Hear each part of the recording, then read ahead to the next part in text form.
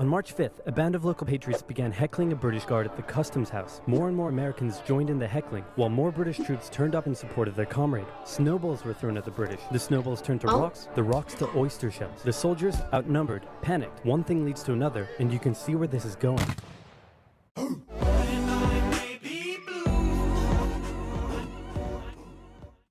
You should totally join my streams.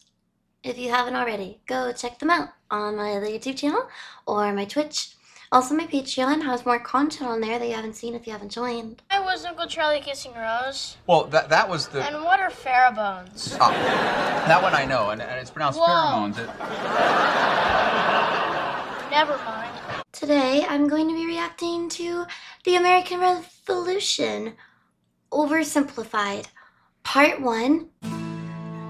Holy smokes. Christopher Columbus, that is no way to address the King and Queen of Spain. What is wrong with you? Okay, so you know how we're looking for a new trade route to India, right? Right. And the Earth is round, right? Right. So I'm thinking we can just sail the other way around the planet, right? Yeah. So I set sail, right? Mm-hmm. And I reach India, right? Right. Wrong. Wrong. I did not reach India. I did not. All right. No, all right. Get to the point. Did you know there's a whole nother freaking continent out there? Okay, and do you think I should care about this? Why? Oh, I'm sorry. Did I forget to mention there's gold everywhere? Gold? That's no way to address the King and Queen of Spain. I wonder if that's kind of like a little hint towards, oh, he was slightly disrespectful or something. Maybe it's just the oversimplified comedic delivery. Columbus landed in Central America in October 1492, and he had the time of his life. And by that I mean he went on a huge theft and murder spree. He stole gold, jewelry, people, and a hammock. And then he returned to show off all of his riches, including a few previously undiscovered items, such as tobacco, the pineapple, turkeys, and a hammock. Now, A hammock? He stole/found gold, tobacco, people, and a hammock. I liked the just drop on people in the group. Also, don't judge me. If you did ask, where exactly did he land? It seems I would have been slightly off a little bit. You know, it's not like I thought he landed in Florida or anything. But I would have been a little off. hammock. And suddenly the race was on to explore and conquer the New World. After a couple centuries of warring with the natives and each other, the European powers had claimed quite a lot of land, including this area, which both the English and the French claimed as theirs. What is that flag? Oh, it's so embarrassing. Guess it's not extremely shocking that I don't feel very familiar with the Viking. Yeah, they'd probably just leave that out, considering it was so up high in a different region. And was so long ago, 11th century. I could see why they just kind of gloss over. Let's just teach about Columbus. Including this area, which both the English and the French claimed as theirs. One day the French said, I'm gonna build some forts along here. And the English were like, could you not? And the French said, sorry, but no, I could not. And they went ahead and built their forts, which pissed off the English. So they sent an up-and-coming British lieutenant colonel by the name of George Washington with a combined force of British troops and Native Americans. After a short battle, the French commander said, all right, we surrender. Okay, boys, pack it up. They're surrendering. Oh, sorry, was I not meant to split his head open with a tomahawk? Don't worry. It's not like this will start a 7-year-long major global conflict. And what happened next was a 7-year-long major global conflict. Very specific on killing the French one, yes? What happened next was a 7-year-long major global conflict, which Great Britain won. At the peace negotiations, Spain gave up Florida, while France gave up all of its territories in North America. But Britain's victory came at a cost, a £60 million cost. They were now broke, in a lot of debt, and had to come up with some way to repay it. So they went to the colonies and said, okay, listen up. So a huge part of the war was spent protecting you from the French, and now we have no money because of it. So... I'm not sure what you're saying here. Okay, so we spent a lot of money protecting you from the French, right? Right. And now we're broke. That certainly is a pickle. Listen to me. We spent all of our money protecting you, and now we need money. Can you please pay us back some money? No. Okay, we're just gonna go ahead and tax you. There it is. Going kind of fast. We're only 3 minutes in! Stop! Okay, so Spain, in this whole thing, gave up Florida. So Britain has that now. The French, but now Spain has the rest of everything else. Okay, think we might have skipped over a few parts in school, but I'm learning it now. In 1764, Britain introduced the Sugar Act, forcing the colonists to import sugar and molasses exclusively from the British and to pay duties on them. Then a year later, they introduced the extremely controversial Stamp Act, and it worked a little something like this. Hello, shopkeep. Hello, Mr. Bungleberry. Here's the deed for your new shack. Stamp. That'll be 3 pence, please. Wait, what was that?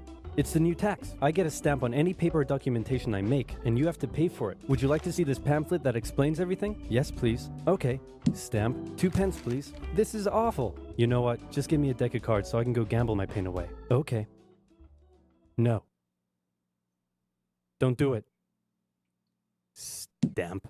Obviously, the colonists were like, hey, my dudes, this new tax legislation right here, this is BS. Until now, they had enjoyed relative freedom to rule themselves, and now suddenly Britain was asserting its control. They were especially unhappy because they didn't have any representatives in the parliament that was levying taxes on them. Okay, that's where the problem was a little bit more clear. Is yes, they were kind of running around free. I mean, whenever they got there wasn't really anything in the beginning, so they've just ran around with no rules for too long. Like, this is way too far in the opposite direction of what I've been able to do all along. I don't really care if you protected our rights, but now you're overpowering us. And even kind of understand, well, you can only get sugar from us. It's like, okay, well, we're your people, and you're trying to control that it comes from our land, and that can be argued. But the stamp, I'm still kind of confused by it. Like, wait. So anytime wait, what?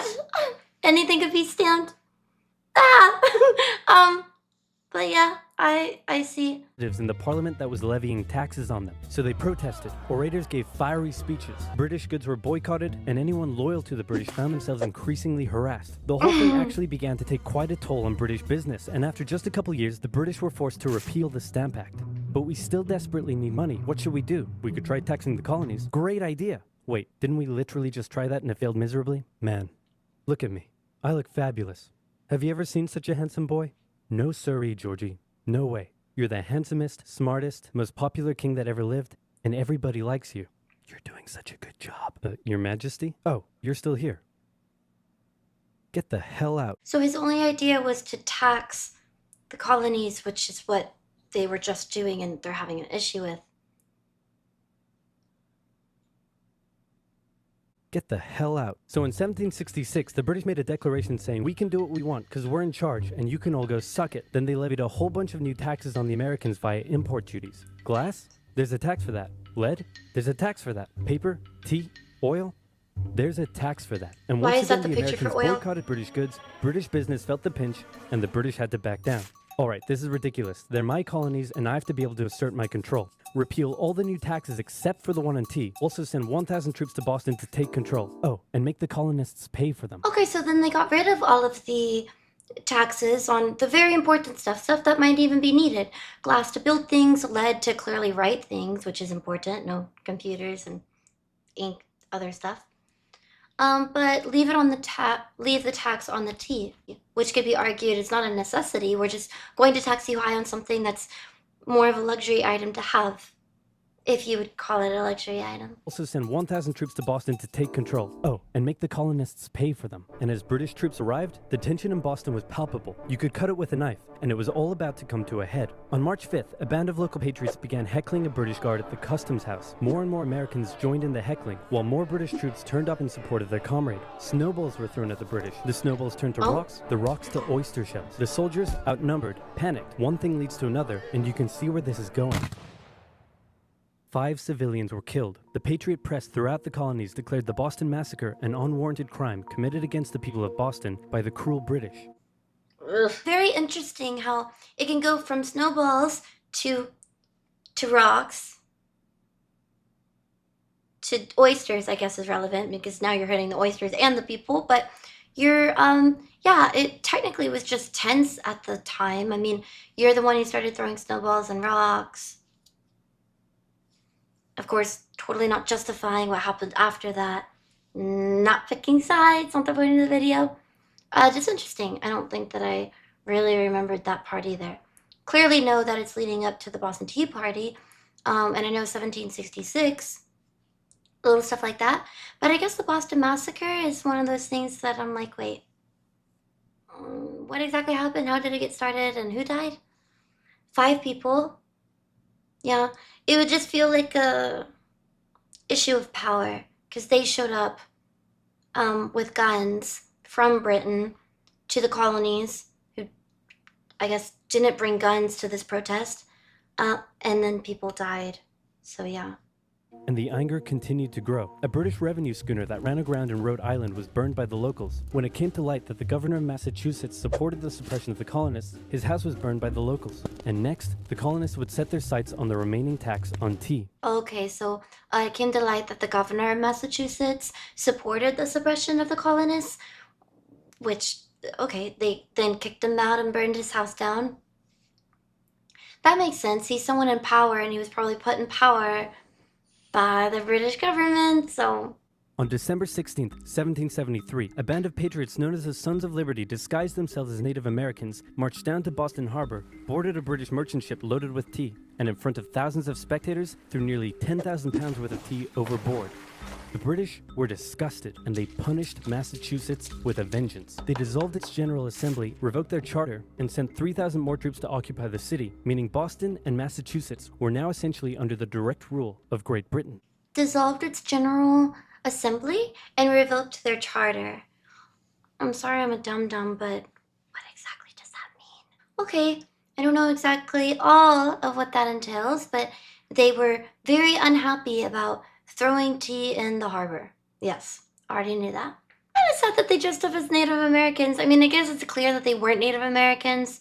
I mean, there was a lot of spectators, and they clearly know that the people who would jump on there and throw tea overboard would probably be the people of Boston. But just in case. And oh boy, were the people pissed. The other colonies saw what was happening and worried they might be next. So they called a brain trust to decide what to do. 56 delegates from 12 colonies gathered and met in Philadelphia at the First Continental Congress, and the roll call read like a who's who of America's finest thinkers. I'm talking lawyers extraordinaire Johnny A and Johnny J, experienced military commander George Washington, businessman and future alcoholic beverage Samuel Adams, fiery orator Patty H, guy who married a rich lady Big J Dickinson. And while they weren't present at the first Congress, soon names like James Madison, Benjamin Franklin, Thomas Jefferson, and much later Alexander Hamilton would all serve time in the Continental Congress. No. Wow, they were all there? I knew all of them. Even if for selfish reasons and they didn't individually care about what was happening in Boston, it's still kind of nice and convenient that they were able to then collectively think, hey, we could be next. Let's all get together and meet and discuss what we need to do. The question now, though, was what to do about the British. After much bitter debate and disagreement, they eventually agreed on an amazing solution. They would simply ask the British to stop. Can you stop? No, it didn't work. Okay, then tell the local militias to start arming and be ready at a minute's notice. I mean, to be fair, could we just ask them to stop? No. But communication's good. At least we're talking. At least we're all asking each other nicely. Then tell the local militias to start arming and be ready at a minute's notice. And across the colonies, these Minutemen stood ready for the beginning of the American Revolutionary War. Now, having your colonies in open rebellion is one thing. Once they start arming themselves, that's when it really hits the fan. So British General Thomas Gage ordered 700 troops from Boston out into the rebel-controlled Massachusetts countryside to destroy stores of arms and ammunition held by the rebels in Concord. Okay. Oh my goodness. It's like remembering little parts that are going to come up, like the British are coming. Yeah, okay, that's where it came from because you tried to go out, but then they were also set out, so whoever's going to get there first either destroy the place where they could get ammunition, or the colonies will get there first and be able to arm themselves. The British set out in the middle of the night. Patriots including Paul Revere rode ahead to warn that the British were coming, giving the rebels time to prepare. The two sides met in Lexington as the sun began to rise. They faced off against each other, and in the confusion, somebody shot first. The shot heard around the world marked the beginning of the American War of Independence. Oh yes, remember that it hasn't been clear or defined which side shot who. But the shot heard around the world, that would make it very clear. Okay, we are killing each other. There's no more. The British are going to go make sure that the arms stores or places are shut down and nobody can arm themselves.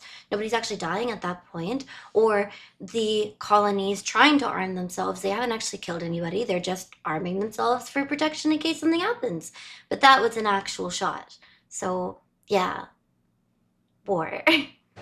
The shot heard around the world marked the beginning of the American War of Independence. The rebels were outnumbered and had to fall back to Concord as the British split up to search for rebel supplies. However, more and more Patriot rebels kept showing up, and this time it was the British who were outnumbered as more fighting kicked off in Concord. The most professional army in the world was forced to flee back to Boston at the hands of local, poorly trained militiamen. And all along the British route back to Boston, Patriot rebels continued to gather and open fire on the retreating British. When the British reached Boston, the rebel militias surrounded them. Boston and the British were now under siege as small land and naval skirmishes continued around the city. It's just kind of awkward on both sides because they are retreating, so it seems almost harsh. But it's not like they're retreating permanently. You didn't win. You didn't get anything from it. If they retreat and you let them retreat, they're just going to go and get more people to attack you. And from your perspective, they attacked you first. They came out here to make sure that you can arm yourself. So that in itself is already really threatening. The British could be looked at as people who are more organized. They're the ones who actually have like military. They could ship in a lot more supplies than what you probably have. But you do have the upper ground right now because they're kind of quote unquote on your land. You're used to being here, you know your way around. Everybody's starting to gather. So it's weird that it kind of just slowly starts breaking out sporadically along on this route. As small land and naval skirmishes continued around the city. And the British would suffer another embarrassing blow, this time in upstate New York. Colonel Benedict Arnold concocted a plan to take the British stronghold Fort Ticonderoga, which held a large amount of guns and ammunition. He set off towards the fort alone, hoping to recruit men along the way, when he came across the Green Mountain Boys, led by Ethan Allen, who as it turned out, had the exact same plan he did. So they decided to work together. But I'm in charge. No, I'm in charge. No, I'm in charge. No, I'm in charge. No, I'm in charge. No, I'm in charge. No, I'm in charge. This went on for some time, until the Green Mountain Boys threatened to go home, and Arnold had to concede. I mean, he's the one with all of the men, so he clearly should be the one in charge. Even if you think that you had the idea first, he's the one with men.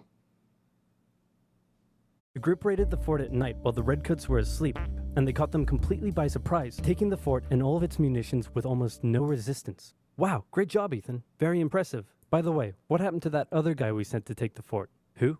Benedict Arnold. Never heard of him. Ouch. What? Wait, what? Was that real? The Minutemen, I guess, or Mountain Men, sorry, Green Mountain Men, then said, oh no, we did it by ourselves. We had the idea, we just conquered on our own. Who's that guy?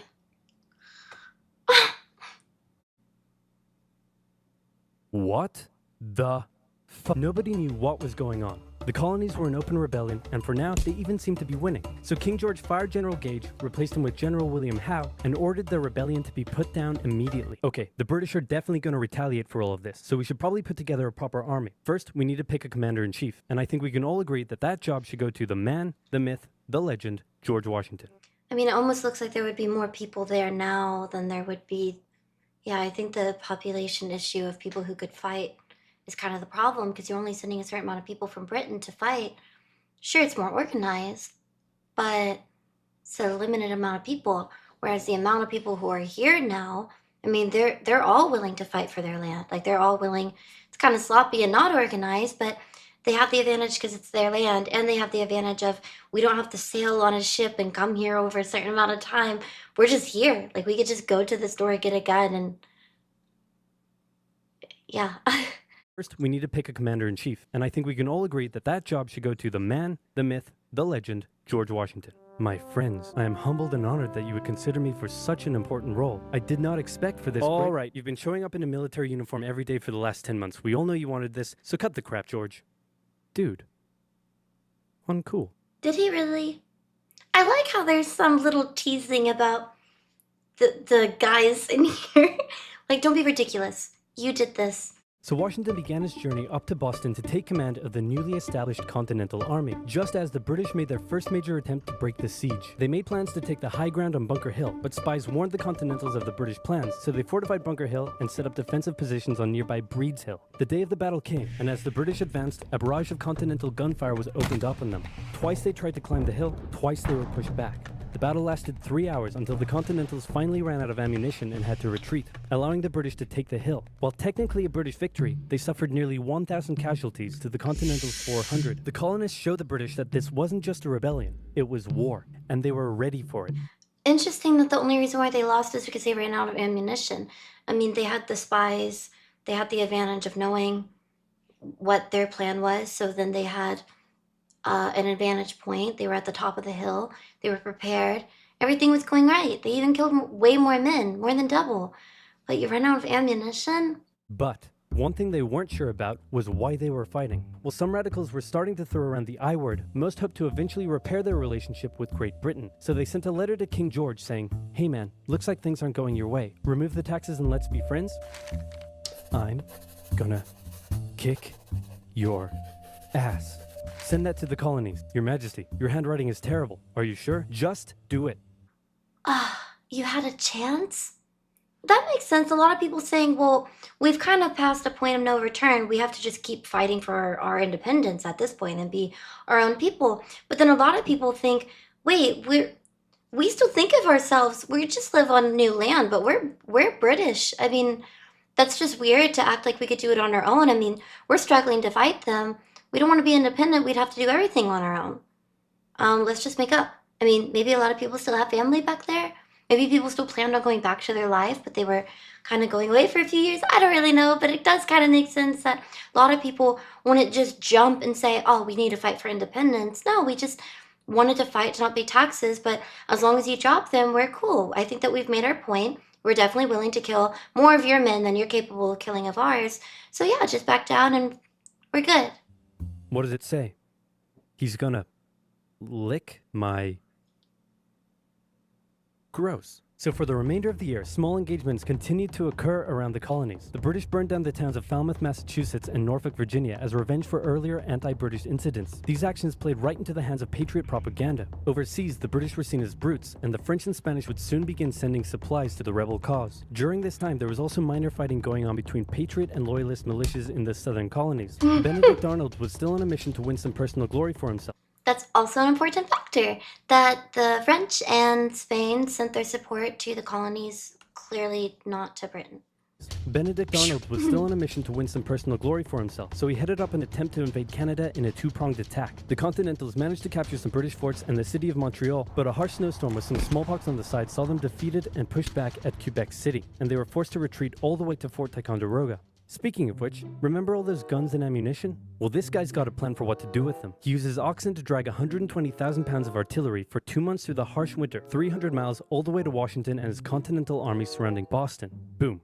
Washington's got himself some big guns, which is fortunate because up until now his army had been suffering through the cold winter, not knowing when the siege would end. Now, they could make a move. Oh yeah, that's so sad. I mean, all of this happening during winter in that region gets really bad winters. So in a way, the advantage of being on your own land is kind of harsh because you're in your own land, you're already suffering through the winter and a lot of other complications that the British could just show up at any time, and maybe getting off of a ship and what you've dealt with are kind of not very equal. Washington wanted to launch a full assault on the city, but his junior officers felt the British were too fortified, and to his credit, Washington was great at hearing and taking on board the ideas of others. But that's really good. Even someone who's a leader might sometimes not see something that other people see, so that probably makes him even a greater leader in the situation because he's open to listening to other people and he can decipher, yeah, that's a good plan, or no, I'm gonna do it my way. Instead, the Continentals worked through the night setting the guns up on Dorchester Heights, overlooking the city, and when dawn broke and the British saw the guns, they knew they were toast. Their positions were completely exposed. It was checkmate. They had no choice but to abandon the city. 120 ships carried 9,000 redcoats and 2,000 loyalists away to an unknown fate, and Washington had his first victory of the war. Keep forgetting to address the loyalists. Of course, not everybody would just be on board with war, or maybe even just the doubt that the colonies could survive on their own.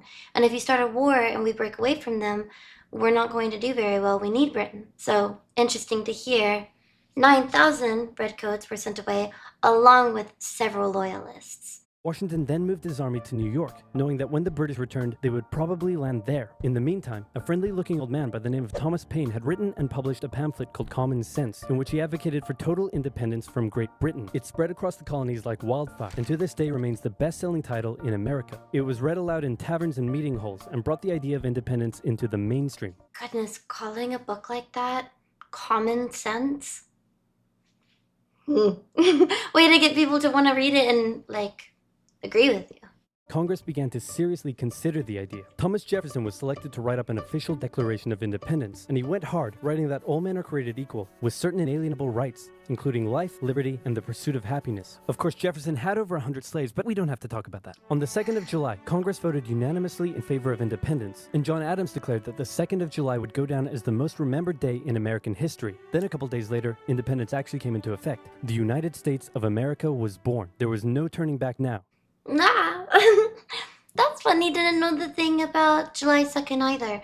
It would be the most remembered day in history, or American history. Independence is, yeah. But then independence came July 4th. The United States of America was born. There was no turning back now. The Americans tore down a statue of King George in New York and melted him down into 42,000 musket balls. To the British, it was treason. And if the king had his way, Washington and all of Congress would be hung. 42,000 musket balls? Don't think I've ever heard that part. That's what was treason for you. That's where we draw the line. Speaking of the British, guess who's back?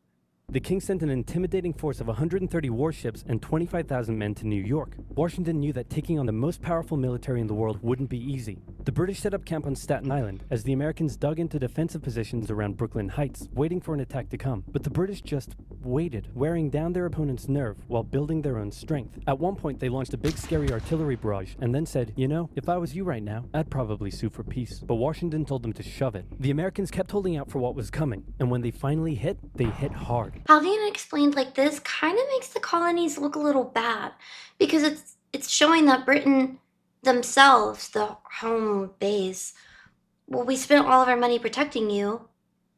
You know, we're kind of expecting you to just maybe offer or do something to send us back money. Could you maybe, like, we could agree on a payment, a specific amount? But then even specifically asking for that, they said no. It's like, oh, that's a little odd.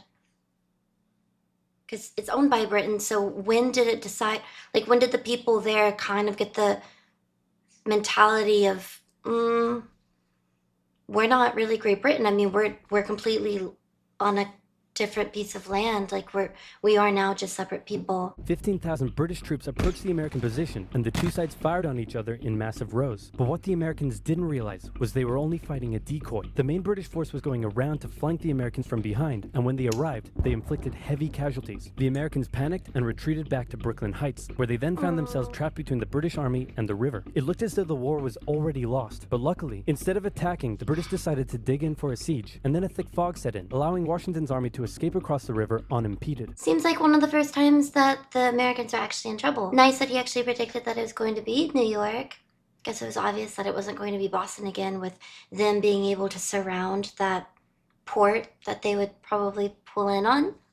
The British continued to chase and engage the Americans at Manhattan, and the Americans suffered defeat after defeat after defeat. It was a disaster. Washington's leadership was called into question, as thousands of American POWs were left to rot as traitors. Washington's army fled through New Jersey all the way down to Pennsylvania. Rarely had an army been so badly beaten, yet survived to fight another day. That was a really good place to stop, because, again, it's one of the first times, I would just say the first time, that the Americans were actually suffering. Like, where Britain maybe took it seriously and said, oh, okay, now we think that now it's treason, now it's serious, let's send 25,000 men to go and settle this. Interesting video. I'm really sorry if I talked too much or if I was just reiterating things, but I think it's nice to go over it again because I haven't really looked into it since school, and I definitely think that a lot of parts probably weren't explained exactly how they were in this video. Some things might have even been skipped over. I wish names stuck and dates stuck. They don't really. Kind of remember the order of things for the most part, but details like that are lost. I will come out with part 2 shortly after. Thank you so much for watching. Make sure you check out all my links, and I'll see you all next time.